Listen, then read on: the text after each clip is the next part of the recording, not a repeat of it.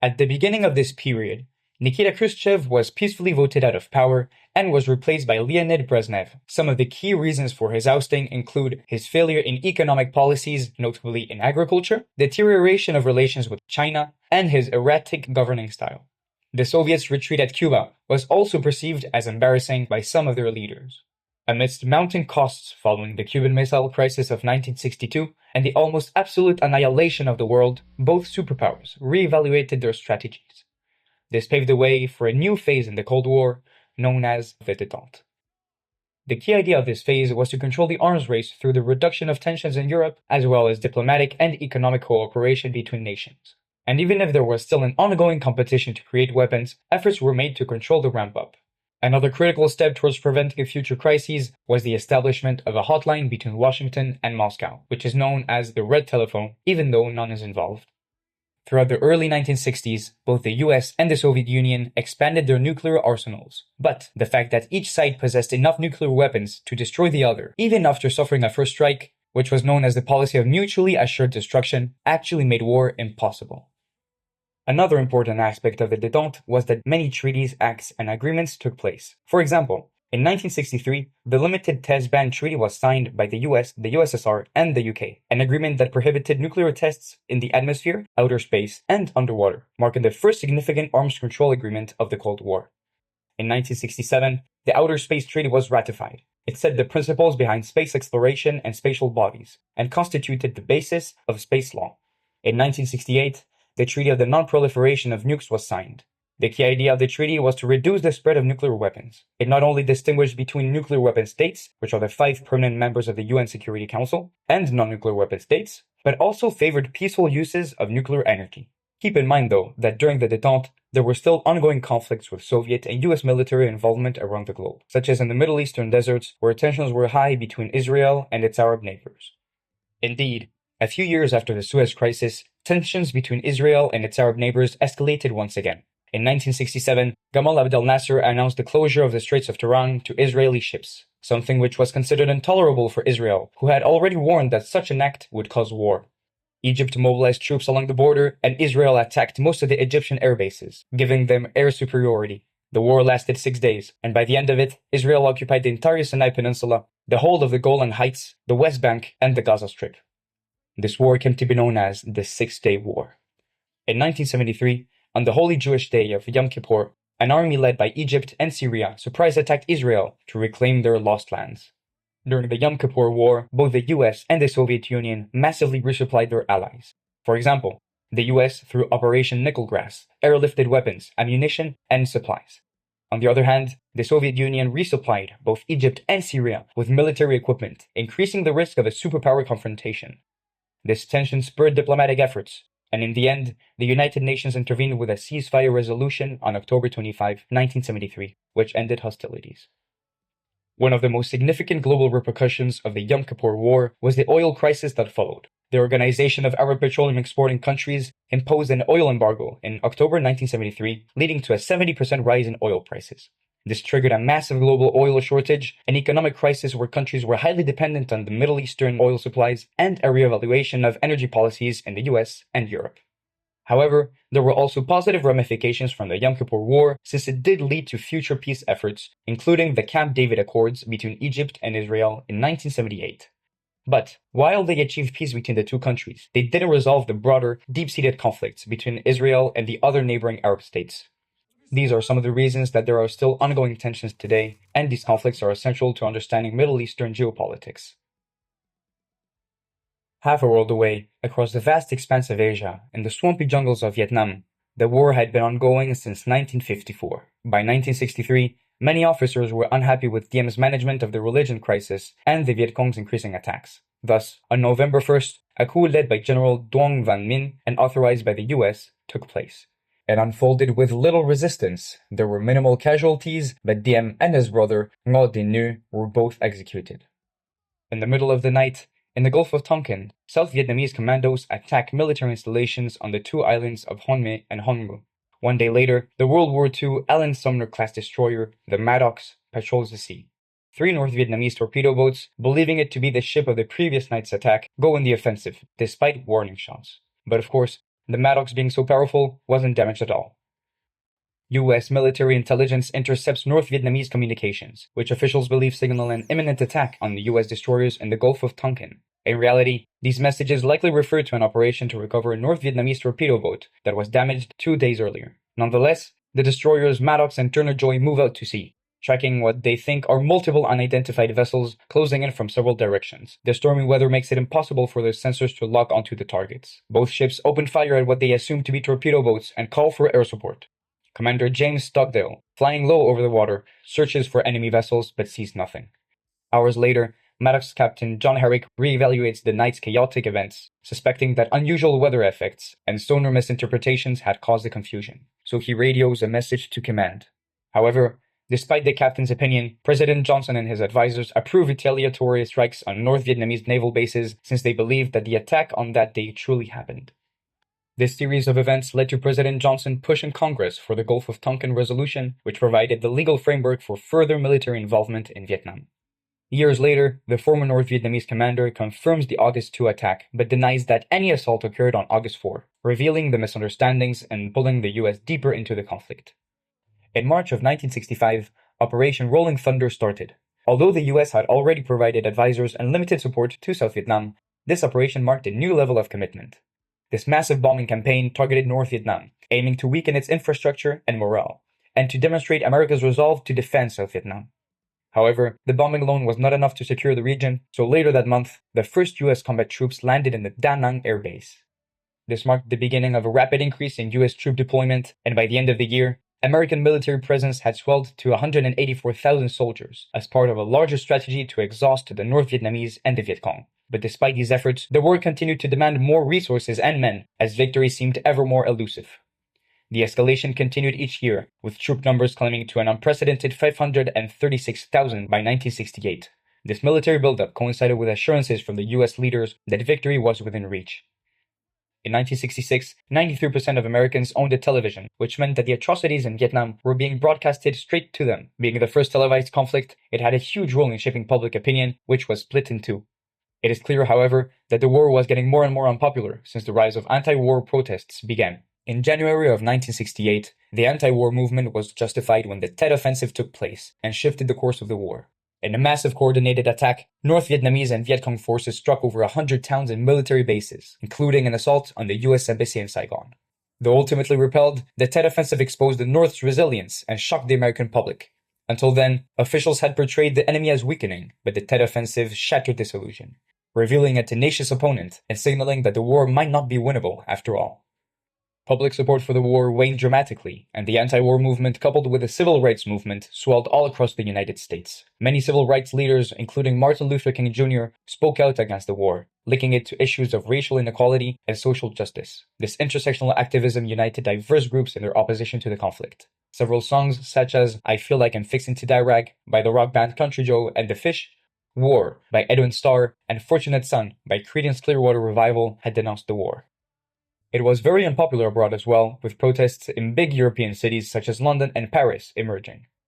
To reassure the public through a reliable description, famous journalist Walter Cronkite, the most trusted man in America, went 2 weeks to Vietnam to analyze the effects of the Tet Offensive. He ended his report with a personal note, something which he never did, and voiced his doubts concerning military progress in the region. To say that we are closer to victory today is to believe, in the face of evidence, the optimists who have been wrong in the past. To suggest we are on the edge of defeat is to yield to unreasonable pessimism. To say that we are mired in stalemate seems the only realistic yet unsatisfactory conclusion. But it is increasingly clear to this reporter that the only rational way out then will be to negotiate, not as victors, but as an honorable people who lived up to their pledge to defend democracy and did the best they could. As a consequence of his management of the Vietnam War, US President Lyndon B. Johnson decided not to seek re-election. The mantle was taken up in 1969 by Richard Nixon, who promised an end to the painful conflict. His idea was to shift the American fighting roles to the South Vietnamese in a move known as Vietnamization, all while placing Soviet and Chinese pressure on the North Vietnamese. So starting in 1969, there was a gradual withdrawal of US troops. Despite US troop reduction, Nixon secretly escalated the war. From 1969 to 1970, through Operation Menu, the US conducted bombings of Cambodia and Laos to target both the Ho Chi Minh Trail and Viet Cong sanctuaries. The Ho Chi Minh Trail consisted of 12,000 kilometers of paths passing through Cambodia and Laos to circumvent the heavily bombed zones and going from North Vietnam to the southern part of the country. It was crucial for transporting troops, weapons, food, and supplies. Apart from Operation Menu, the US also launched a full-scale military invasion into Cambodia called Operation Rockingham, and simultaneously, Operation Freedom Deal took place, and it allowed for carpet bombings of a wider area of the country. And remember that all of this was done without telling the public, so this breach of trust led to the culmination of tensions and protests in the country. To understand just how controversial and unpopular the war was in the US, a 1970 poll led by the New York Times found that 61% of responders thought that the nation should withdraw all troops from Vietnam by the end of 1971. Moreover, in the same year, the 1968 My Lai massacre, which involved the killing of hundreds of unarmed South Vietnamese civilians, was revealed at last. Finally, the release of the Pentagon Papers in 1971 by former defense analyst Daniel Ellsberg revealed that the US government had misled the public about the progress and scope of the war all along. The last of the American infantry had been removed by 1972, but despite that, the fighting continued between the two Vietnams. Around that time, President Nixon was also deeply involved in one of the most controversial cases in American political history, the Watergate scandal. It occurred when 5 men, someone involved in Nixon's re-election campaign, broke into the Democratic National Committee's headquarters in the Watergate complex. They were looking to ensure his re-election by any means necessary, which included gathering information illegally in order to undermine his main political opponent, George McGovern. However, the real scandal started when the Nixon administration attempted to cover it up. This included paying hush money to the burglars and using the FBI to impede investigation. The scandal would ultimately lead to Nixon's resignation in 1974. I'm proud of this cabinet. I'm proud of all the members who have served in our cabinet. I'm proud of our sub-cabinet. I'm proud of our White House staff. The Paris Peace Accords of 1973 intended to establish peace and end direct US involvement. However, they failed miserably to do so, and 2 years after its ratification, as North Vietnamese troops had advanced into South Vietnam, the South's military actually collapsed. The fall of Saigon, on April 30th, 1975, signaled the official end of the war, leading to the reunification of Vietnam under communist control. Meanwhile, Cambodia and Laos had their civil wars, ending with both countries also becoming communist. Now, we must ask ourselves, what about the global scale? What were the consequences of the Vietnam War for the world? The Vietnam War left deep scars, not only in terms of human loss, but also in the social, political, and environmental spheres. Casualty estimates revealed colossal losses. The land itself also suffered heavily, with huge swaths of Vietnamese countryside being destroyed by bombs and chemical defoliants, the most famous of them being Agent Orange, leaving behind contaminated soil, landmines, and devastated agriculture.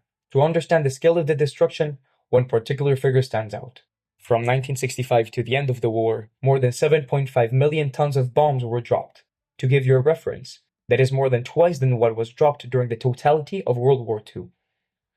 As of today, the Vietnam War stands as one of the most controversial and defining moments of US involvement in the Cold War.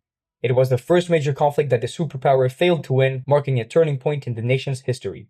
The war deeply eroded public trust in the government, creating what came to be known as the credibility gap, as the reality of the conflict diverged sharply from official statements. This was especially showcased in 1971 with the appearance of the Pentagon Papers. To this day, the legacy of the war continues to influence American attitudes toward foreign policy. And by the way, a very interesting book on the issue is Hannah Arendt's Between Past and Future. Earlier wars concluded with large-scale demobilizations and celebratory homecomings, but this one was different.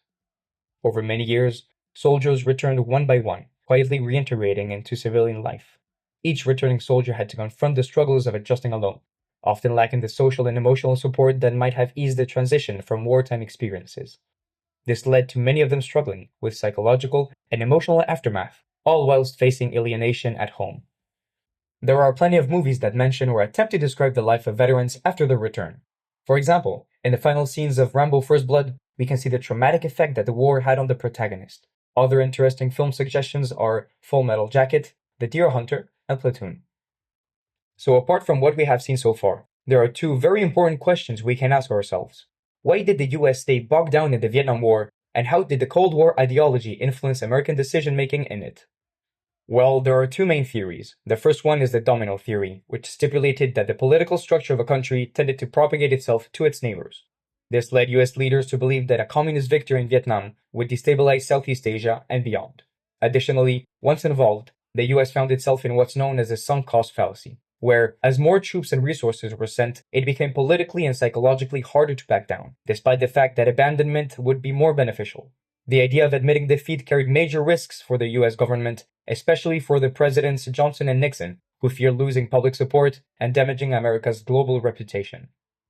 Finally, the lack of successful diplomatic solutions also prolonged the war. And while attempts were made, such as the Paris peace talks, they were repeatedly stalled due to deep ideological divides between North and South Vietnam, as well as disagreements between the US and North Vietnamese governments. In addition to the conflicts in Vietnam and the Middle East, others also popped up all over Africa and Latin America. As European empires weakened after World War II, a wave of decolonization swept across Africa, Asia, and the Caribbean. This process of newly formed states gaining independence occurred alongside the ideological and strategic rivalry between the United States and the Soviet Union. This presented an opportunity to reject Western dominance, but on the other hand, it also forced the newly independent countries to choose between the competing influences of capitalism and communism, making them strategic assets that could tip the balance of global power. As such, both blocs looked to influence them through economic aid, military support, and political guidance. Many countries were affected, such as Angola, Nicaragua, El Salvador, and many more.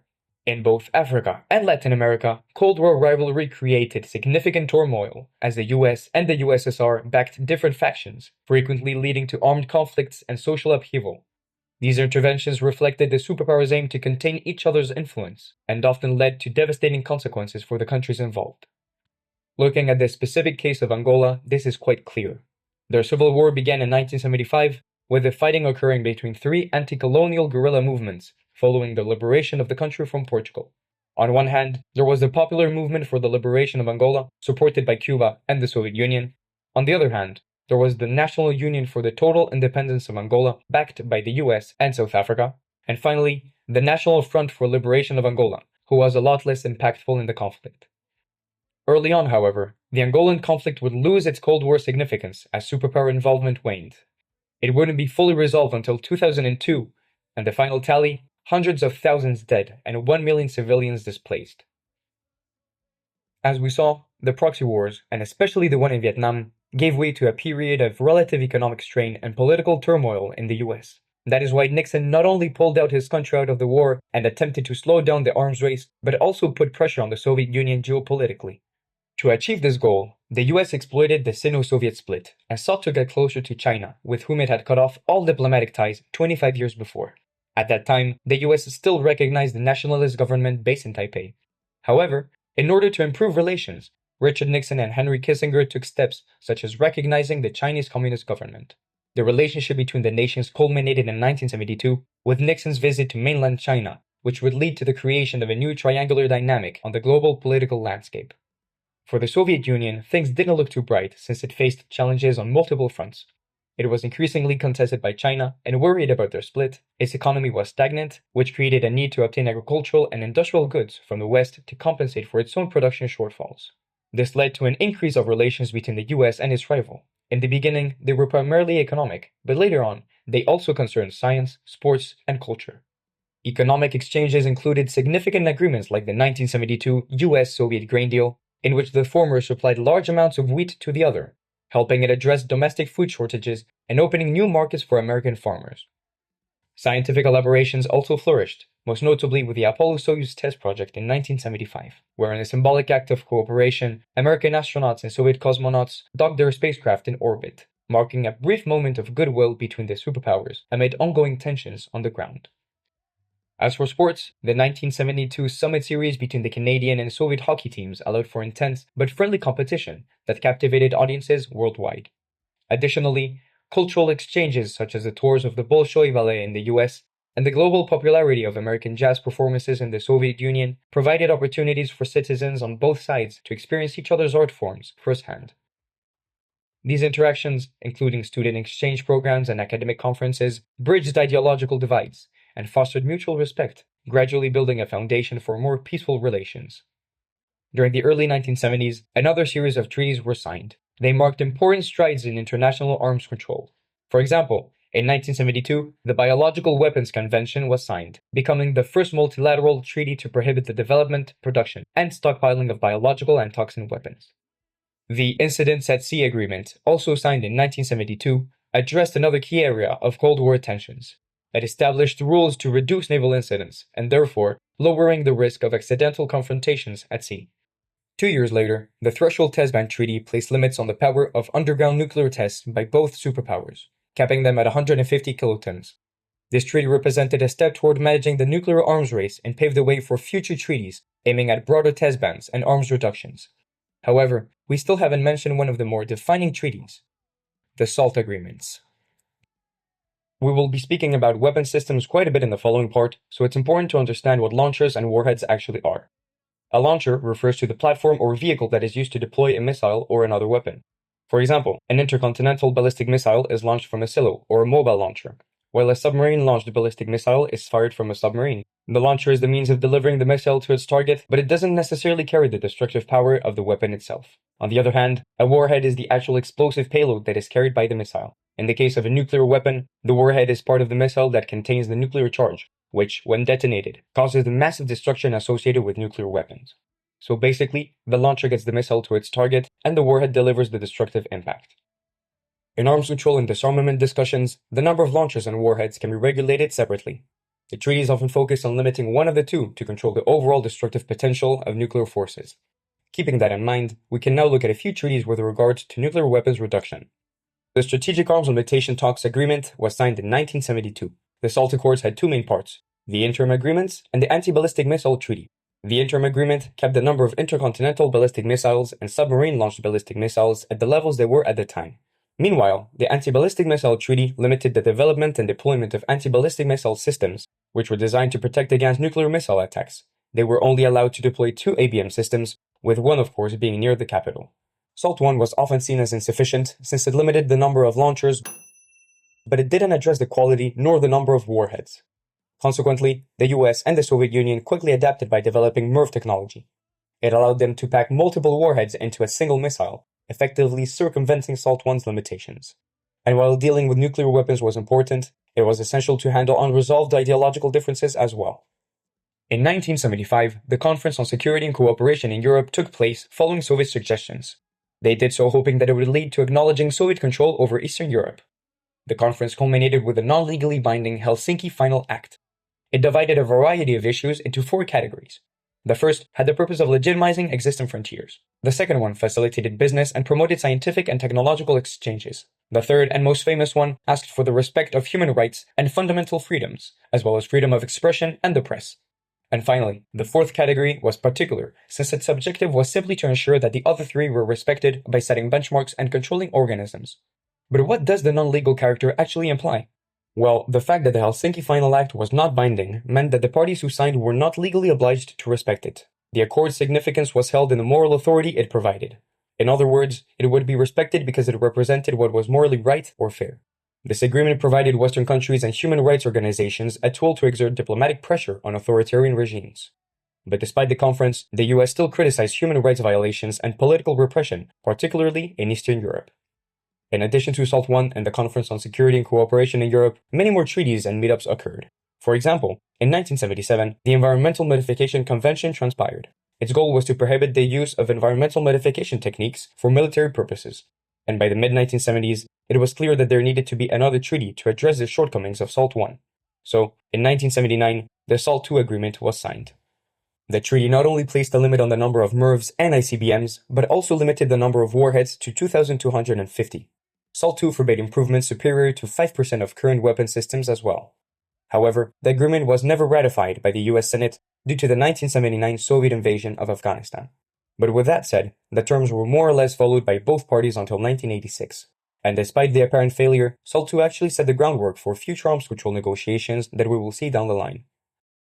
So, to summarize what we have seen so far, during the Détente, there were numerous treaties that demonstrated a serious commitment by both the United States and the Soviet Union to not only reduce the risk of nuclear confrontation, but also limit the arms race and establish diplomatic channels.